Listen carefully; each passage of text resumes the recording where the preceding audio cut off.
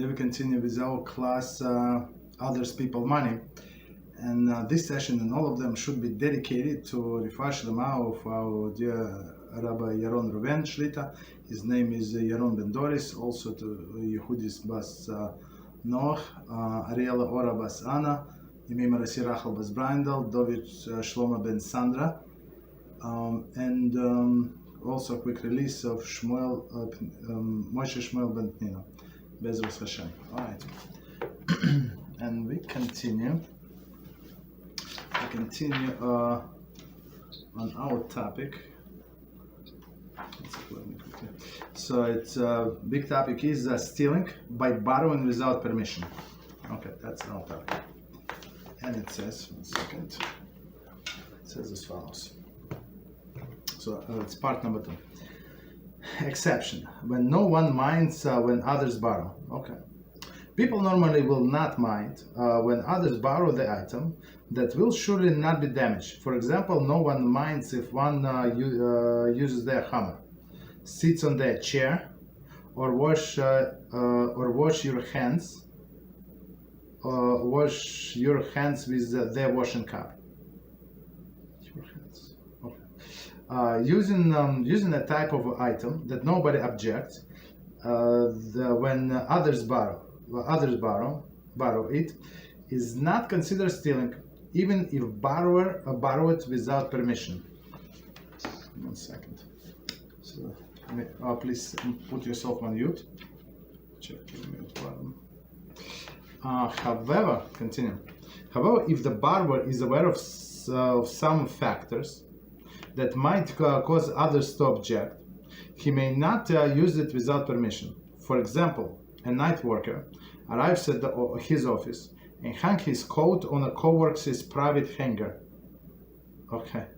Reasoning that since the owner left for the day, and since most of the people don't mind if one uses their hanger, he may use it without permission. His reason was correct. Okay. He then tried to decide whether or not to borrow associate's private chair. He suspected that this person, who had bad character traits, would not want others using his chair. He was correct for not using the chair. During the course of the event, during the course of the evening, it became necessary to get something from his car. It had started to rain, and he wanted to borrow a co-worker's umbrella. His reasoning that since the umbrella can become damaged with use, I'm not sure how, the owner might reasonably object. He correctly did not take the umbrella, and had he taken it, it would have been guilty of stealing. Okay, so let's do from the beginning, and very interesting cases, and we'll explain. Bezos Hashem. So now all these cases before we say unauthorized parking, right? I see the last one, right? So that's absolutely forbidden when people would mind, and it's not our business to do calculations, right? So if they say do not pass through my property, so we have no no permission to trespass. Like, very simple. Yeah, but what he's going to lose, that's not our business, right? He said no. Must respect his wish. All right. So now we're going to exceptions. Items that no one minds when others borrow. Okay. So let's see. People normally will not mind when others borrow the item that will surely not damaged. So, and we're talking about, I just wanted to add, if there are normal relationships between people. So if there are not normal relationships between people, so whatever that person is trying to take advantage, he borrowed money from you, and 10 years ago still did not repay, and now he wants to borrow your hammer, so maybe you're not going to like it so much, right?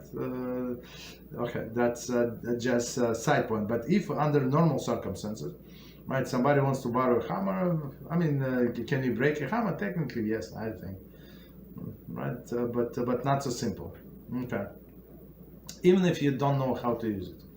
If you borrow electric drill, you can burn it for sure, burn it down. But hammer, I don't think so. Okay. Sit on the chair.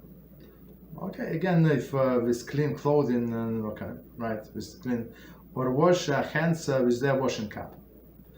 It says or wash your hands. Okay, right, with their washing. So meaning people would not mind, right, because there no damage is going to occur. Okay, good examples. Again, hammer, chair, and washing cup. Using the type of item that nobody objects when others borrow it is not considered stealing, even if borrowed without permission. So, meaning again, if we don't specifically know that this person does mind, or we don't have such a close relationships with him, or like for sure not a good relationships. Okay, so commentary say, however, if the owner is around, one should ask him for permission. Yeah, don't just take if he's there, but we must ask him. A significant, right, without permission. If a significant minority would object to this type of item, to that being borrowed, even if the majority would not, it may not be used without permission, right? So. And we'll see, like in the olden days. In Shulchan Aruch, I think Shulchan Aruch is taken from Gemara. So if it's like a mitzvah object, for example, a talis, right? So nobody would object if somebody would take somebody talis or tefillin. I'm not sure if it's true in today's day, right? First of all, talis is more readily available. It's not such expensive. I mean, it is expensive.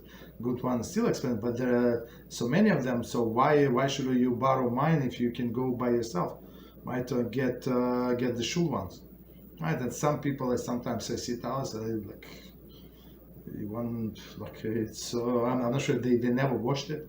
I mean, maybe wash it not a good idea, but you can take it to dry clean.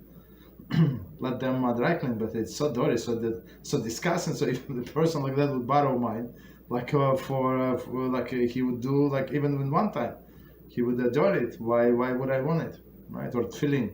You see, some people everything like falls from their hands, right? Why would I want my tefillin to fall, right? So he can go home, get his own tefillin if he forgot for whatever reason.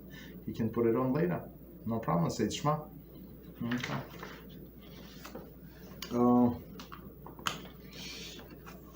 Okay. So right. So continue. However, but here he goes into this neutral examples. Okay. So actually, it's not number 4. Like things of the mitzvah. Okay. So he goes into these neutral examples, meaning what that this item's not going to be damaged. And since they're not going to be damaged, so people usually don't mind, which is true. But again, in the commentaries, he said that if even insignificant minority do mind, so we're not allowed to take it. Continue. However, if the borrower is aware of some factor that might cause the owner to object, he may not use it without permission. So, meaning, again, as we said, maybe they don't like each other so much. Maybe he knows that that person is so particular. Okay. Right. So I mean, it depends on personality. Continue. For example, night worker arrives at his office and hang his coat on a co-worker's private hanger, reasoning that since the owner had left for the day, and since most of the people don't mind if one uses the hanger, he may use it without permission. Right? This reason is correct. So, and I see actually when I pass one building, there is a maintenance people come and they park on the building parking lot. So I know the owners, since I go like pass by many times. So I know the owners. So it looks like the owners go to work, right? And then there's the maintenance guy passes. I don't think they mind. Right, Opposite issue, right? That they would give for free in good relationship with the maintenance guy. What could be better, right? Because maintenance guy would feel like they owe them something, like free parking, secure parking. So, right, nobody loses anything. So that's a good example. Or hanger, right? Hanger again. If we're talking about all the clothing are clean and not smelly or something. Otherwise, who needs that? Okay. Continue. Then he tried to decide whether or not to borrow associate's private chair. So private chair is very private thing. So I don't know. Okay. So okay. I mean, in my office, everybody had their own chair. It's like very private. No, unless the person is not there and he's on vacation and like he would not find out like who sat on the chair. It was but people would borrow. But otherwise, I don't think so. I don't think. But even if they borrow and even though all of the chairs were the same, I mean the same style, almost all on the same style. Right? They replaced both very good chairs. Very good chairs, right? I was trying to find like the same chair for a house. I could not. It's like special chairs, right? So people did mind. People did mind other people to sit in their chairs. Why should they? Okay. Right, but if but he suspects that this person who had bad character traits would not want others to using his chair. He was correct in not to using the chair. Right, bad character or just manners. Why should you sit in somebody's chair? Right, go get yourself another one, your own. Right. Okay. So meaning I guess it should be goes like by the culture of the company. And plus in individual people. So continue. During the course of the evening, it became necessary to get something from his car. Right, it started to rain, and he wanted to borrow the co-worker's umbrella. Right. He reasoned that since the umbrella can become damaged. I mean, if it's a strong wind and it's not a very expensive umbrella, it's like. There's some umbrellas like windproof, right? There's several layers. That's how a windproof. Yeah, you can borrow it; would withstand wind. But some cheaper one is going to break, right? And then next day the guy comes and he thinks that he has umbrella. So because it's going to rain, like supposed to rain next night when he's going to get home and he has no umbrella, yeah, he would be upset very much. Okay. So I think where I work, everybody. I mean, I've always had umbrella in my office just in case, and not only me, other people as well, just in case. But we had keys, so we would lock our personal stuff in the desk. Right, but even like from the desk, nobody would take anything from somebody, even whiteout or something. Right. Maybe whiteout they would take, but other things, I don't think so. Right. So since the umbrella could become damaged, so don't take it. Okay. So meaning that another person would mind, and if the other person would mind, whatever is it, and of course there are just few examples, but for us to get the idea, so it's considered to be 100% stealing. Number 3, exceptions. Owners always let borrow it. Let him borrow it. Okay. So it's number 3. Not every instance of borrowing without permission is stealing. If it is clear that the owner definitely does not object that the item or a property may be used without permission. If in the past this person regularly borrowed particular type of item with owner's approval, it indicates that the owner does not object. Okay. This person may use the type of the item without asking permission. Okay, so that's of course interpersonal relationships. If you know for sure, it's a relationship between these two specific people. It's not in general. Okay. Actually, it could be in general, so you know that this person does not care. Okay. He actually like it. There are some people like that. Okay. So one more time. Not every instance of the borrowing without permission is stealing. Okay. If it is clear that the owner definitely does not object, the item or property may be used without permission. So meaning they told us before, then right, the relatives, for example, if wives take something from the husband, unless he would need this thing, or kids take from parents, or parents from kids or something. So and they know exactly who take it, and the reason when it's expected to be returned. So that's a different story. If in the past the person regularly borrowed the particular type of item with the owner's approval, it indicates that the owner does not object. This person may use the type of item without asking permission. But of course, as we said, if the owner is there, we must ask permission, must. Okay, and if he said clearly that you can take it anytime, you don't have to ask him, my pleasure, so no problem. But otherwise, even he allowed us before, like how does it look like in my mind? Like in front of the person, you just come and take his stuff and walk away. Like even if it's not his personal stuff, like if it's an office, like person has a stapler or something, right? And like even if it's not his company's stay, still it's he took it, like it's assigned to him. Right? We have to ask him.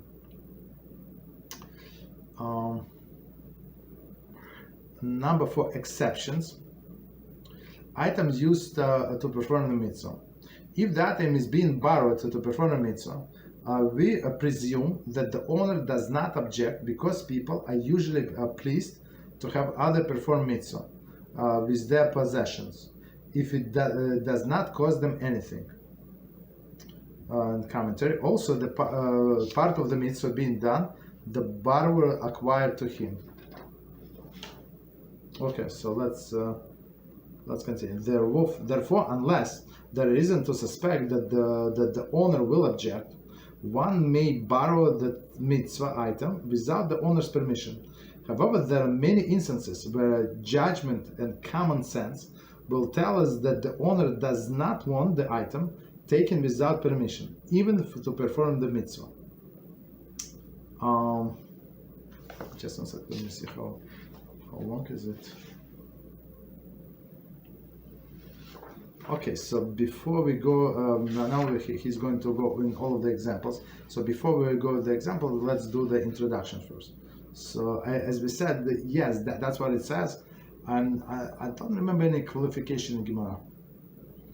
Right? It's that everybody like when somebody else is doing the mitzvah and they're going to get rewarded. But okay, so let's see. If the item is being borrowed to perform a mitzvah, we presume that the owner would not object. Presume, okay, because people are usually pleased when others perform mitzvah with their possessions. It does not cost them anything. Right. And okay, even as the commentators say, it's person is going to acquire the part of the mitzvah, right? Because he did mitzvah is my thing. For example, lulav in esrog. I would not like anybody to touch my lulav in esrog. What if it's going to fall? What is going to break? And some people they very clumsy, right? And seal, for example, sidur. The guy, I see some people. They take all of the sidurim, like he has 6. I don't know, one person, like he always takes from a shelf and he has 6, and all of them like are broken, like almost ripped, not like ripped. Like why would you rip them? Because he put it like that, sideways, like upside down, like all this crazy thing. Would I want this person to borrow my sidur? I don't think so, no. Right? Because people like they're destroyers. I'm not sure. Do they do the same thing at home? I hope yes, because otherwise it would be the disgrace if they do it only to the public property in a shul. Not right. So would I would I want this person to borrow my sidur or my book, any book? No. Okay. So,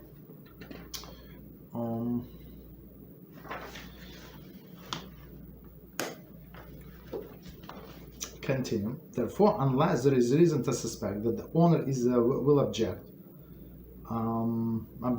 one may borrow the mitzvah item without the owner's permission. Right. So again, unless we know that okay. So if you know that the personality of the person and person is taking care and he's very gentle with whatever he used it and put it in a specific way where it was, and of course it's not damaged, and he never damages things or almost never. So that's maybe a little some exceptions. Okay. Commentary. This also applies to a mitzvah item owned by a minor. For example, one may borrow a sidur, or lulav, or esrog that belong to a minor in order to perform a mitzvah. I'm not sure how is it possible. For example, one may borrow a sidur or lulav or esrog belong to a minor to honor to the mitzvah.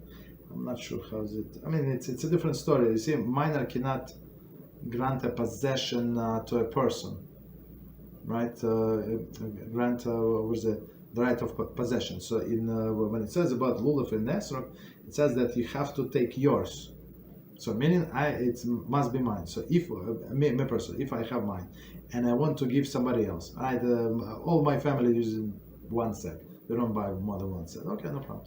But they use my set. There is no problem. But I grant them permission. I grant them this set as a gift, 100% gift, with the condition that when they use it, finish using it, they're going to give it back to me. So in this case, it's completely theirs. So when they shake the lulav esrog, 100% count. Why? Because they're using theirs 100%. Then they give it back to me or to another family member. There is no problem, right? They give all of the permission to another family member, right? Or for example, somebody in the shul asks me to borrow the lulav esrog. I can give it to him, and I give it to him as a gift. Right? Of course, it has to be explicit. We have to explain with condition that he that he going to give it back to me. With the minors, it is a problem. Once you give it to a minor, they cannot give it back to you, right? Because they don't have this power, like to acquire things, and that's why it's cheaper. It's the right way to buy a separate set for a son, not for a daughter, but for a son. Okay. Cheaper, right? Something cheaper. Okay. So continue. However, there are many instances, where judgment and common sense will tell us that the borrower does not want his item taken without permission, even to perform the mitzvah. Okay. So now we're going to all of this case. So again, it depends on the personality and not only personality on another person. Of course, people. The problem is people. They don't see the faults behind, of their own. They only see faults in theirs. Like I had this incident. I almost started. I was shocked. Somebody told me something in the show. And I was shocked. First I thought, should I reply? Should I not reply? But then I decided I should end this conversation. So I write nicely and agree with the person. And then it's not like I explain myself, and that's it. That's how we ended. But the guy was so brazen, not brazen, because he does not see his faults. Right, so he only see what's wrong with me. It's very interesting, and it was not wrong. It's only because he did not finish learning. But I said, but did you learn what it says after that? He said, well, what does it say? And said, oh yeah, now I remember. Okay, very interesting. So it was about just quickly about using a shul as a shortcut. Right, we should not use synagogue as a shortcut. Right, it's very interesting. So I usually, when I come, I pray the first minyan, with the first meaning, but I keep all of my stuff at where I sit in the main shul. So when I finish, I come back to the main shul. I put my siddur back, I put my chumash back, I put my talis back, and I walk out. So of course I say one verse because it's not proper to use the shul as a shortcut. Even though I use it for storage, I did it for mitzvah to return to the respective places. But the guy said out of all of these people, so this person jokes nonstop, chats nonstop, and now he found the fault in me that I using the shul as a shortcut. I told him, but you can use if you say one verse, and plus I do it for to put my stuff back. Very interesting. Of course, I did not rebuke him. It's like okay. So continue. If the borrower knows or suspects, so now we're going to look in some details. If borrower knows or suspects that the owner would object, he may not take it without permission. For example, the owner is overly meticulous or stingy. It would be he would probably not want others to use his possession, even for a mitzvah. If the owner might need it for himself, he should not be taken without permission. The item may not be used on a regular basis, although the average person wouldn't mind if it was borrowed for a mitzvah occasionally. He would mind if it was used on a regular basis. The item may not be taken to a different place, because the owner would probably not want his item to be taken from where he left it. Okay. The item must be put back as found, because the owner would probably object to someone using it if it was not put back properly. Okay. The owner. If the owner is present, one should ask permission rather than rely on presumption that he will not object. Okay, so all of these beautiful cases. So let's try to understand. So again, we're talking about mitzvah item. So even though in generally maybe there is no problem, but you see in some cases we see there are problems. Okay, so from the beginning. And we're going to explain each of them B'ezras Hashem.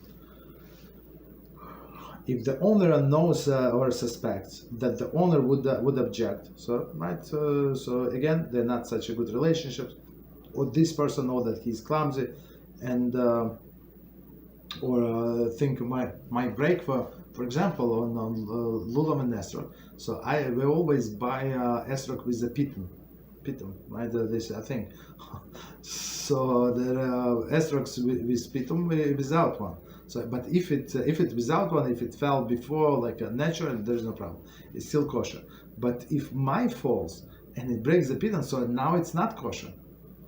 Now, so of course, a person did not mean it, and he meant only good, and it was nice, and he gives all the compliments. But now I cannot use it. So how is it? Does not work out for me very well. You understand? So that's has to be taken into consideration. Okay. So again, if borrower knows or suspects that the owner would object, he may not take it without permission. For example, the owner overly meticulous or stingy, right, and would probably not want others using his possessions, even for a mitzvah. Okay, so we said, or like I'm not sure if somehow they skip that maybe the problem is a borrower. I'm not sure, like, right? Maybe this specific borrower we do mind because he's clumsy. Okay. Next one, if the owner might need it for himself, it should not be taken without permission. So if right, so owner said, no, you know what, I'm going to use it in 10 minutes, 15 minutes, you can come in 20 minutes, I'm going to finish it, you can come and take it. So he should now not wait for you, like you should wait for him, you need it. Okay, no problem. So, right, if there is such a thing, that he might need it. Okay. So So I guess maybe there is talus. I'm just. See, yeah, talus is not a good example. I mean, the olden days, yes, but today's there are so many of them, and some people they actually sponsor them. In my shul, like I don't know, like maybe 50 of them, maybe more. All right, so a million for every guest whoever comes, he can take shul talus. There's no maybe more than 50, a lot. And then plus people bring from home. They buy a new one, and they bring to shul they use one. I mean, they use one, but it's not new. But I mean, still kosher. Right? If somebody does not have any, yeah, you can use it for sure. Continue. The item may not be used on a regular basis. Right. Although there is average person would not mind if it was borrowed for a mitzvah occasionally. He would mind if it was used on a regular basis, right? So one time, two times, a person forgot something that does not have, I don't know, whatever situation is, yeah, we would not. But if he we're almost partners in this thing, that's a little too much. So usually, shuls buy like sets, this lulav and esrog set. In my shul they buy two. In other shuls, like a smaller ones, they buy one. Right, for people who cannot afford. But usually, I think where we live, it's so cheap. I know that people say $500, $1,000. I don't know, they can pay $10,000, but where we live, it's very cheap because there's so much supply. Right, and you can buy the best without perfect, absolutely perfect. Of course, to buy absolutely perfect, you just have to spend time, but you're going to pay exactly the same price, very cheap. Right, so but some people are lazy. They don't have a car, and they're lazy to take a bus, right, to buy. Okay, for whatever reason, right? So they borrow, and some people I see they take the shoes set and like their own. They just don't take it home. Just leave it in the shul. That's a little annoying because there are usually more than one person, two people who don't have. So, but this person takes it like a possession, like it's his, like the shul bought it for him, which is not proper. So he would use for the whole davening, and then the other person maybe can use it after prayers, which is not right. Right, same. I mean, it's same with individuals. Right, you borrow one time, there is no problem. Right, or this shul set, for example, somebody's esrog broke, like fell and broke. It's no longer kosher, right? So he comes one day, let's say second day of the holiday, he uses it, and then the next morning he is going to buy a new one. Okay, no problem. Occasionally, but not constantly. Okay, so otherwise it's like we are partners. Did I have somebody in my life like this? I don't know. I mean, but we know people like leeches. Like, go buy your own. Oh yeah, I remember. Somebody was from the neighborhood was borrowing. I said, look, keep it. I said, what? No. I said, keep it. I'm going to buy myself a new one. You need it. Then I also just keep it. Especially things are not so expensive. We're not talking about I don't know, some electronics, some whatever. But some like a hand tool, go buy yourself, right? Or even drill, go buy yourself. It does not cost that much. Don't buy brand name if you're not professional. Buy a regular one, very half a price. Okay, continue. The item may not be taken to a different place, but the owner would probably not want the item to be taken from where he left it, right? So meaning the first thing when a person comes into the room and does not see his item, so he would assume that it was stolen, right? It's not here. So if he comes and sees somebody else using it, that's a different style, right? Different question. But otherwise, it's not proper to take it to somewhere else. Okay, here we have commentary. If one wants to use in a different place within the same building, he must make judgment as to whether the owner might object. If there is a chance that the owner would object, he should not take it there. So what does it mean? Maybe, for example, let's say this talis or tefillin. Maybe tefillin is a better example. I'm not sure why per person, like I see people leave their tefillin like on a bench. I'm not sure why would they do so. Like even in my shul, there are lockers, right? You can rent a locker for a year, or right every for a set amount of money, and then that's it. You put your own lock, digital lock, and you can use it on Shabbos. There is no problem, right? But or for example, I don't have a locker, so I take it back with me home. Right? I don't leave things there, and then unless it is Shabbos talis, so for one day I live there, nobody takes it, of course.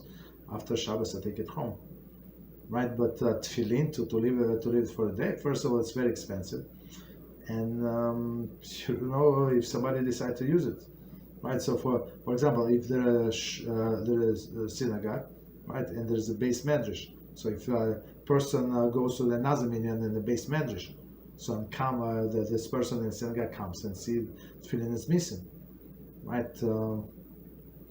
Would he suspect that somebody from a base medrash came and took his tefillin? I mean, possible. Okay. Continue. The item must be put back as found, because the owner would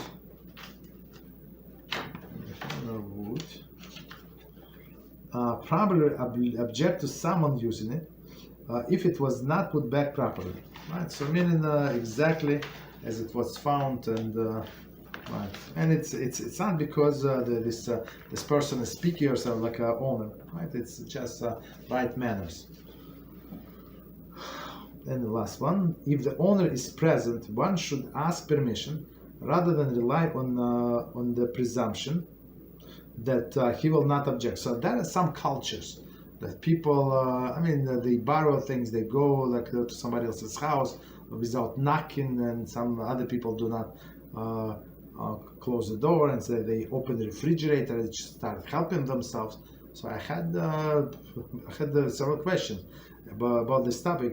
People were shocked. They're from different culture, from culture that you have to ask, and some people not like that. So they just come to somebody's house. I mean, for me, it's like savages. Like, why? Who told you that you're allowed to open the refrigerator? They have food. Yeah, how do you know? Maybe they bought food for 3 weeks in advance, like ahead. Like that's last money they had, or how do you know? How do you know? Right? If you're going to eat from that. Okay. So, 1 second. Let me quickly check time. Okay, so let's continue further. 1 second. So now we're going to specific cases, talis and tefillin. So talis and tefillin, we have to understand the monetary value. It's tefillin usually, I'm not talking about the best, but average, like 4 times more expensive.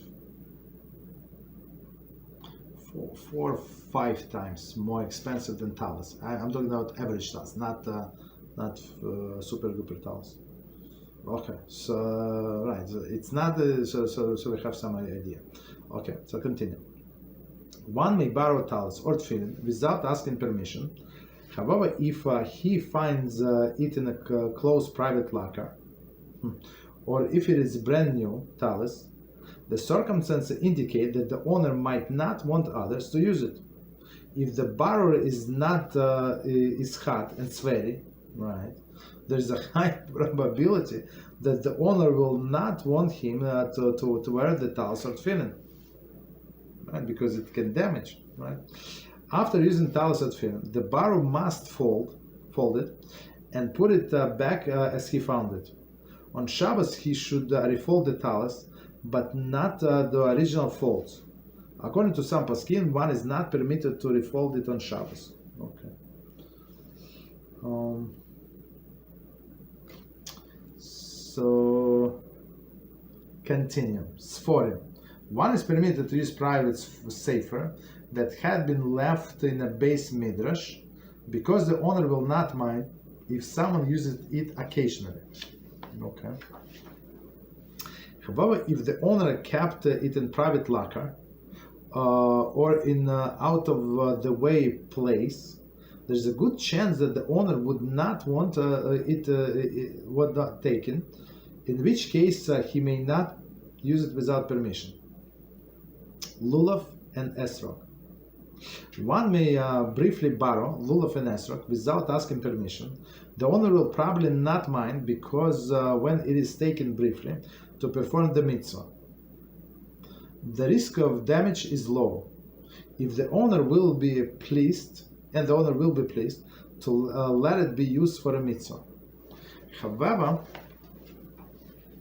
if the owner known to be exceedingly concerned about the smallest imperfection in the lulav and esrog, or if it was meticulously wrapped, right, or it was put in a private locker, I'm not sure what they say private locker mean. In my mind, it's not locked. So in my shul, they put in a locker, they put a lock. So how are you going to get to it? So meaning, unless you know the code. The owner probably does not want to take it without permission. One may not borrow the esrog that has been brought to shul and put on a display for sale. Very interesting. Because the seller brought the item for the public to buy, not to be freely used. Very interesting. On the first 2 days of Sukkot, in Eretz Israel, the first day, one is not yotze, the mitzvah obligation with a borrowed lulav and esrog, as we discussed. Sukkah. One should not use someone's sukkah without permission for the number of reasons. The owner might object because it would be an invasion of his invasion of his privacy, or because they might not be finished when he needs it, and he will be embarrassed to ask them to leave, or because they might leave a mess. Shofar. One may borrow shofar in order to perform the mitzvah, I'm not sure, without asking the owner's permission. However, if the borrower has a cold, he should not borrow it, because the owner would probably not want cold germs in the mouthpiece of shofar.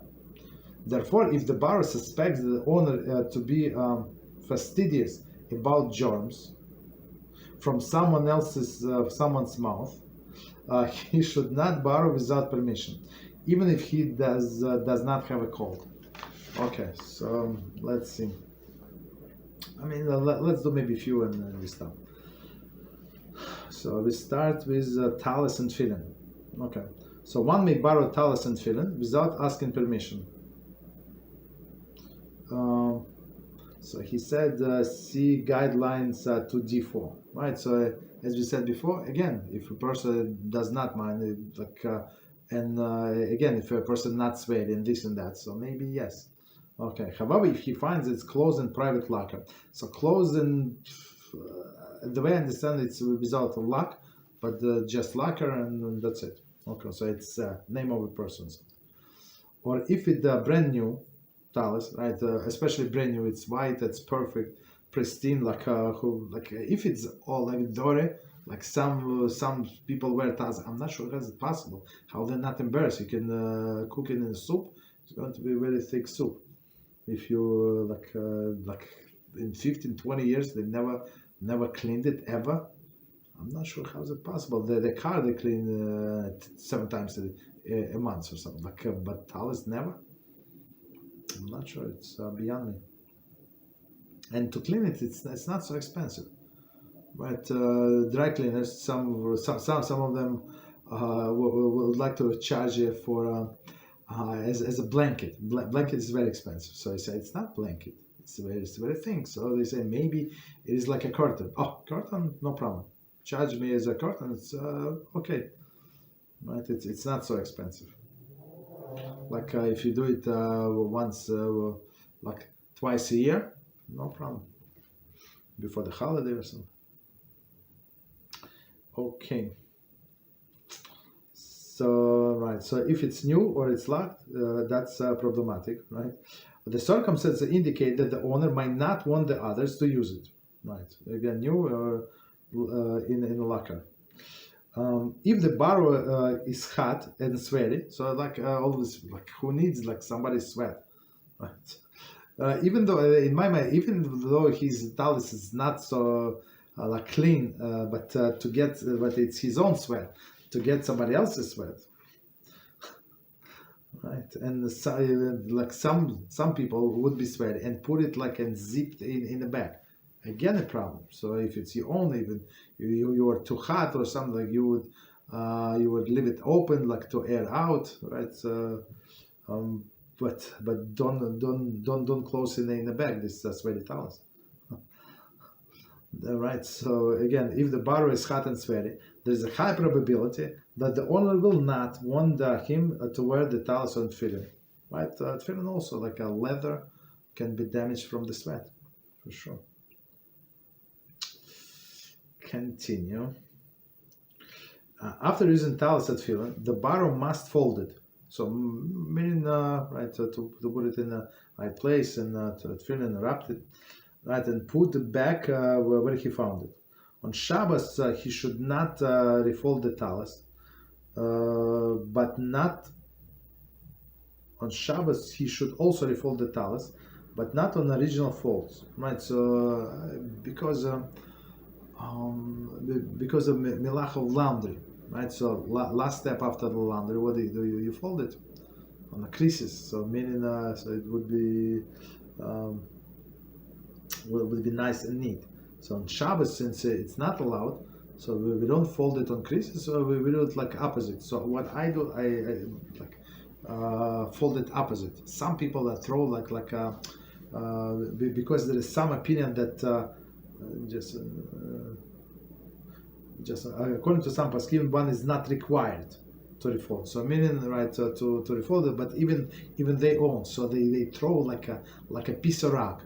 Like it's so disgusting how they treat the talus after the chakra. It's I mean it's a holy object, right? Which you perform the mitzvah, so you can always refold it like opposite, like inside out.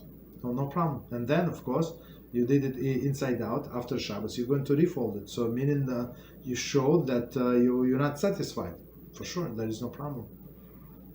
But people who usually throw the towels like that, there is other problems as well, much bigger than refolding towels, right?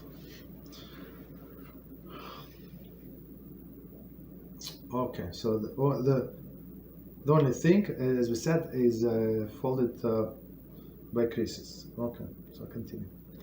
And next one is also big, sforim.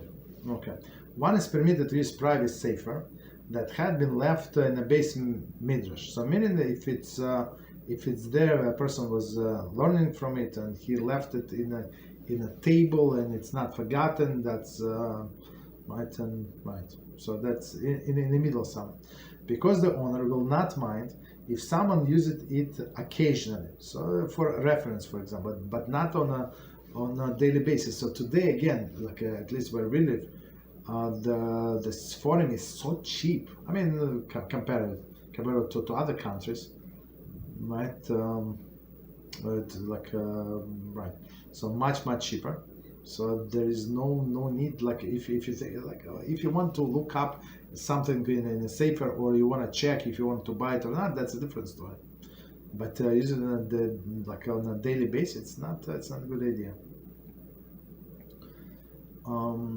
So and it says the Rishonim and subsequently Achronim prohibited borrowing sefer without obtaining the owner's permission, even though it is a mitzvah.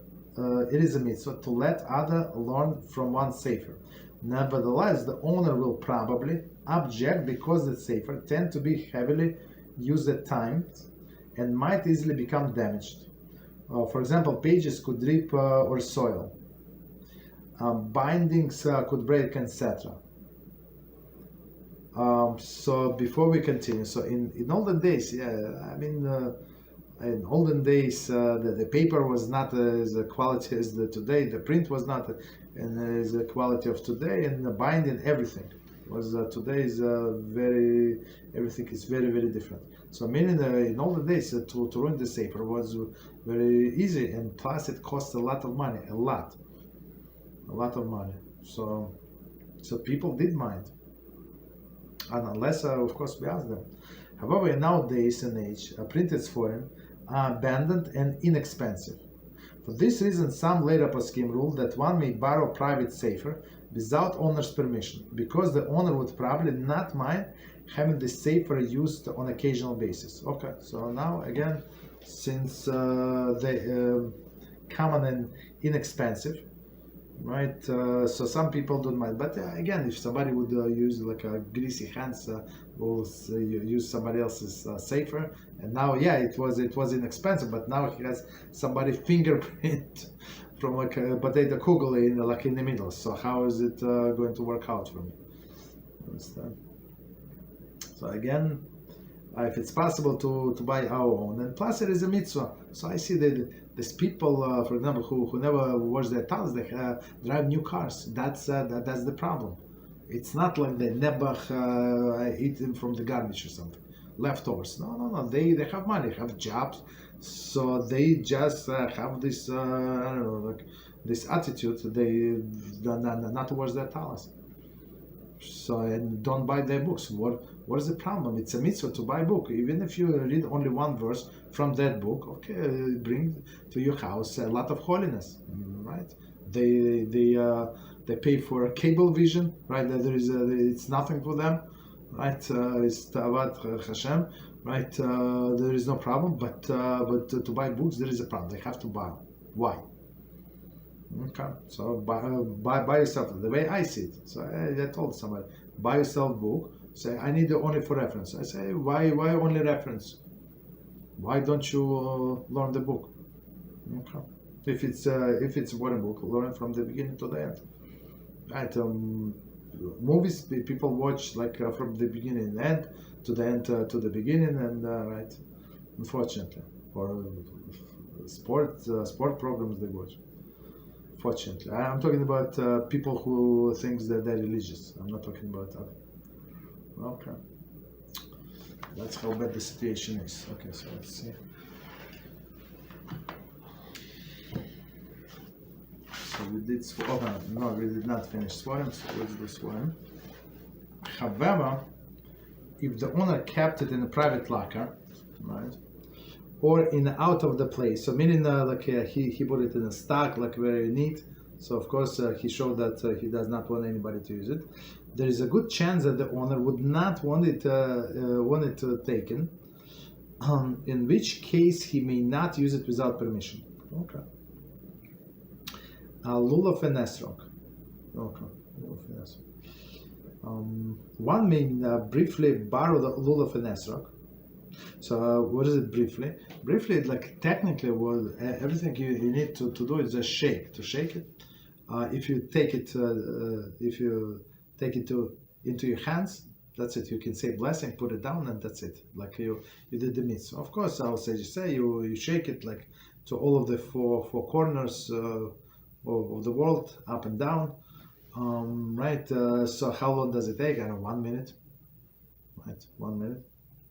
And that's it. So meaning what he's saying that if it borrow like only for 1 minute and the person is very careful, many people would not mind. Commentary: a woman may also borrow someone's lulav and esrog without permission, even though her mitzvah is not mandatory.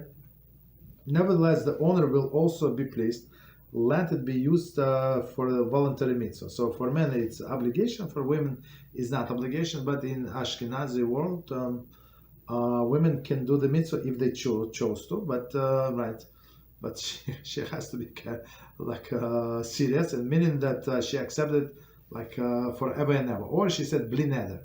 She said bli neder, if I have like access to the lulav and esrog, I'm going to shake it. If not, I'm not going to shake it. Okay, no problem. But if a woman wants to buy a lulav and esrog, there is no problem. She can buy it. Okay, and shake it. Okay. Sephardim, I don't think they would be very pleased. I don't think so. So that's okay. So for very briefly, without asking permission, there is no problem. Continue. The owner will probably not mind because it is taken briefly to perform the mitzvah. Okay. So, but the whole thing with the halal, shaking all of these things, that would be maybe problematic. Right. So there is like quick, and there is low risk of the damage is low. Right. Risk damage is low, and the owner will be pleased if somebody do the mitzvah. Okay. Continue.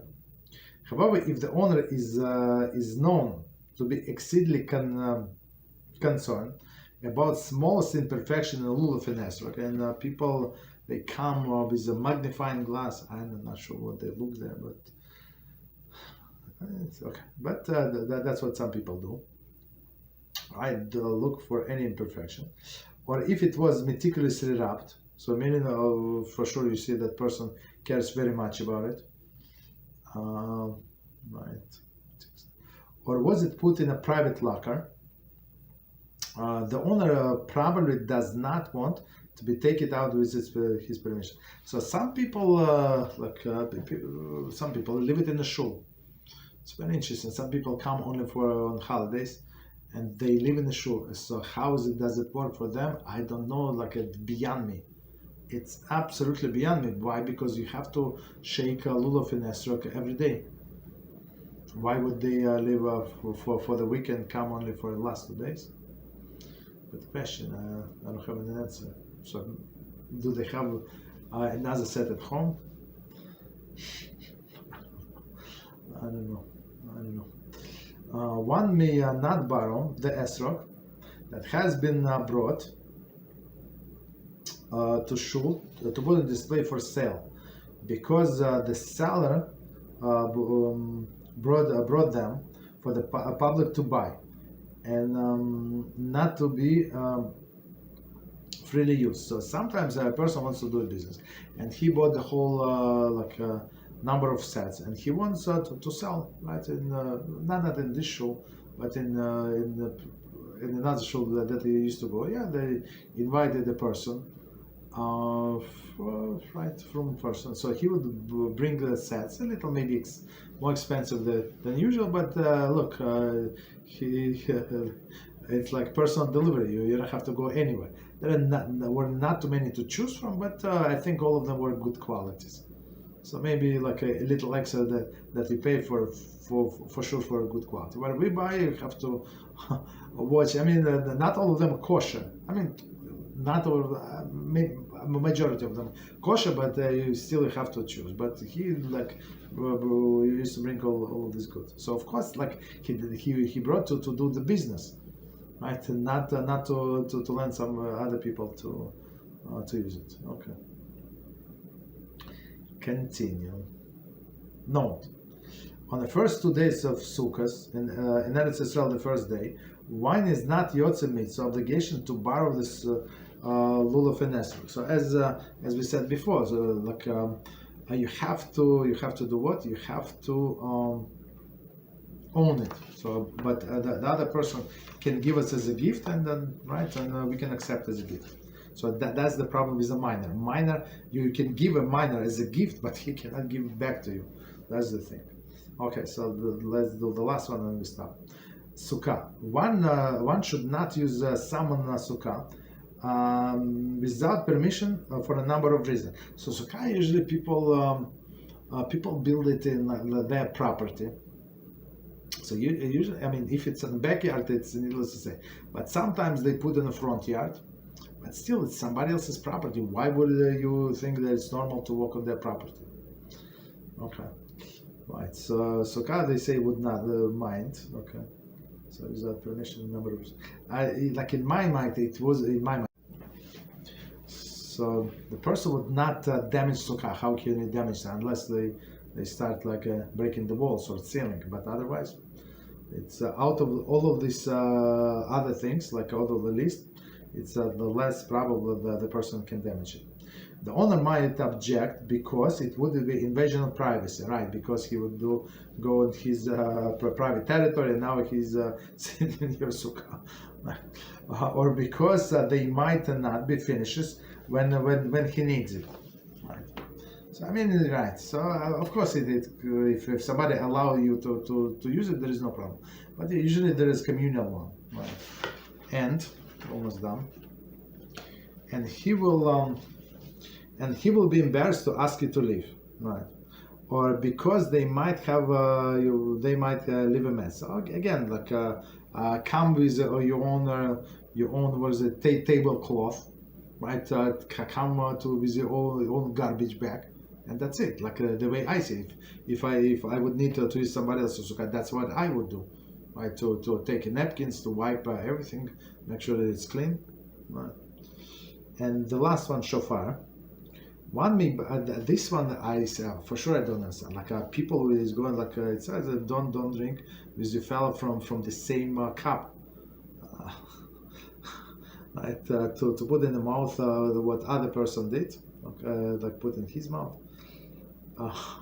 One may borrow shofar in order to perform the mitzvah without asking the owner's permission. Maybe like if he wipes it with some like alcohol or something. I don't know, something. However, if a borrower has a cold, that's too much, right? Has a cold, he should not borrow it, right? Because the owner would probably not want cold germs for sure, right? To be on the mouthpiece, right, of shofar.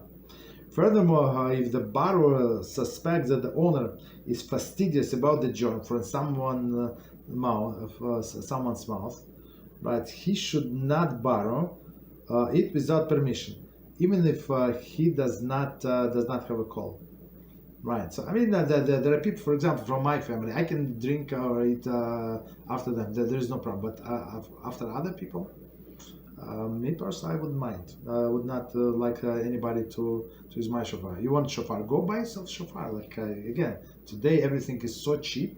Of course, you're not going to buy shofar as mine, for example, because I had to it took me some time to pick it, and like it's a very good one, but buy yourself a different one and enjoy it.